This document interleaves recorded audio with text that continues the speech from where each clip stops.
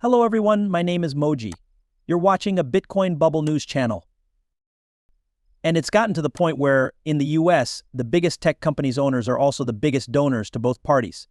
For example, Peter Thiel is a Republican, Reid Hoffman is a Democrat, and Eric Schmidt is a Democrat. They give money to our leaders and control our private sector infrastructure, especially now that we have to be online more because of COVID. And the goal is to make everything even more digital, so it's all on these people's computers and we depend on their infrastructure for everything. Whitney Webb, an undercover reporter, wrote an eye-opening piece called Bitcoin and the Plot to Destroy Financial Privacy at the end of last year. The story by Web Exposed talks about a big plan by the world's richest people to use the World Economic Forum WEF to run the world's 8 billion people's financial and economic policies. They plan to do this through a public-private partnership. There are many important groups in this partnership against cybercrime. They are the FBI, the US, Department of Justice, spy agencies from Israel and Britain, big banks like Bank of America, tech giants like Amazon and Microsoft, and the SWIFT payment system. Their job is to stop global hacking and fight cybercrime. That being said, WFPAC does a lot more than just stop cyber attacks. Webb warned that the policy is a nightmare plan to make it easy for government agencies, inspectors, and WEF members to switch jobs legally. The people on this committee used to work for big banks and tech companies and are now working for the government. The revolving door lets government agencies get unlimited access to private information about people through these private groups. At the same time, the groups use government power to make rules that help them and give them more control. It seems like everyone wins in these kinds of mergers, except the people who don't know any better. They become unwitting players in a disturbing game of power, control, and enslaving everyone. Also, WFPACT is just one example of how relationships between the government and businesses are becoming more common. The Sustainable Development Goals (SDGs) of the United Nations are another example. These goals aim to end poverty, hunger, discrimination based on gender, and other forms of inequality, as well as protect the earth by gradually switching to clean, cheap energy. The trouble is that the groups that cause these problems are now supposed to come up with solutions. Many of the people who support these policies used to work as executives for big banks and now work with governments and public agencies to save the world. Their plan includes a system of debt imperialism that lets countries borrow money as long as they meet the SDGs. Whitney talked about how very bad this public-private relationship is in a recent interview with Peter McCormack on the What Bitcoin Did channel. She told us about plans to bring about a new era in which these schemes are publicly shown and the global elite run the world without pretending to be in the background. This is the scary future that people will face, and Whitney thinks we are already in the early stages of it. So when it comes to us intelligence, if you go all the way back to the beginning, it was all Wall Street people. This has been said by CIA deputy directors. It was lawyers and bankers from Wall Street, and ever since then, since the beginning of the CIA, there have been open and closed doors between the agency and Wall Street. To be honest, you could think of the CIA as a mix of public and private business.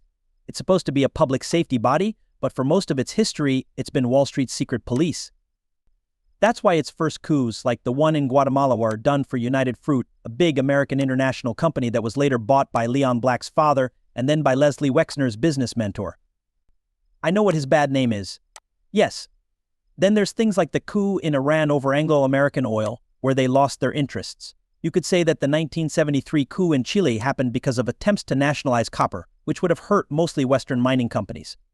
So they took over and did a coup and other things. All of them worked together, and it's been that way for a while.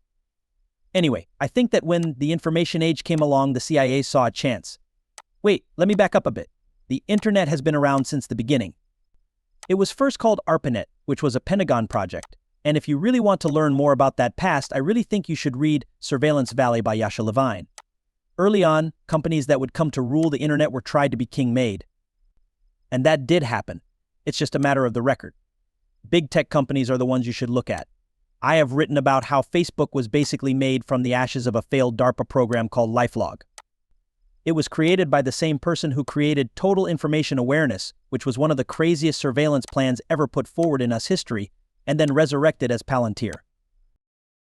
That's because of Peter Thiel, who helped to create PayPal, and a lot of these other big companies. When it came out, the good piece by Nafez Ahmed called How the CIA Made Google was published by Insert Intelligence. It's about Google. there are intelligence services at the top of a lot of these companies. Palantir, which I already talked about, got money from Intel and worked closely with the CIA. At first, it was PayPal. It's a company that grew out of PayPal. Oracle is yet another very large company in Silicon Valley. Before he started Oracle, Larry Ellison worked at the CIA on Project Oracle, which was a computer project. It laid the groundwork for Oracle as we know it today. Many of these partnerships between intelligence agencies and big companies have been going on for a long time. They would not have been able to do it without venture capital. In fact, the CIA may have started Intel in the late 1990s to become a big player in Silicon Valley. So what I said earlier about total information awareness, this is a program that was thought to be so crazy in the early 2000s that almost every major news outlet and rights group spoke out against it. People didn't say anything when they started the same program again, but this time as a private sector organization, so the CIA for a long time. And other intelligence agencies, especially Israeli intelligence, have used the same strategy. Depending on what you're trying to do, you can sometimes get away with a lot more in the private sector than in the public sector. And so I would say steps have been made to do that for a very long time. And if you look at how these big tech companies have grown and, for example, what the Snowden leaks showed about how much data these private companies are selling or giving to us intelligence for surveillance without an order, you can see some similarities. They have worked on this together for a very, very long time. And I don't think that has been looked into enough. I would also say that a lot of these companies mostly work as intelligence fronts. It's also gotten to the point where in the US, the biggest tech companies' owners give the most money to both of the major US political parties. For example, Peter Thiel is a Republican, Reid Hoffman is a Democrat, and Eric Schmidt is a Democrat. They give money to our leaders and control our private sector infrastructure, especially now that we have to be online more because of COVID. And the goal is to make everything even more digital, so it's all on these people's computers and we depend on their infrastructure for everything. And these people are connected to intelligence, but they also have a lot of dirty clothes that they need to clean up. Jeffrey Epstein was linked to almost every wealthy tech executive in the US. Why was this? In other words, not enough people have asked that question.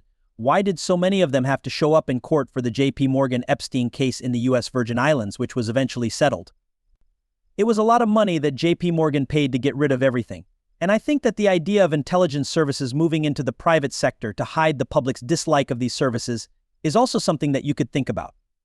Hey, is that happening in the world of digital dollars too? No question about it, CBD stinks, and this is so bad, but no one cares that these companies with ties to intelligence are making digital dollars that can be cashed in for $120 billion. No one cares. Oh, and is this idea of the CBDC as a digital dollar just a bunch of hype? What makes them want to go into the private sphere? Oh, is that because they also have more rights to limit user access, the right to trade, and the ability to put users on a blacklist? That's something you can do more of in the private sector than in the public sector. The event has already taken place. On January 6th, Bank of America gave the federal government a lot of user data and bank transaction data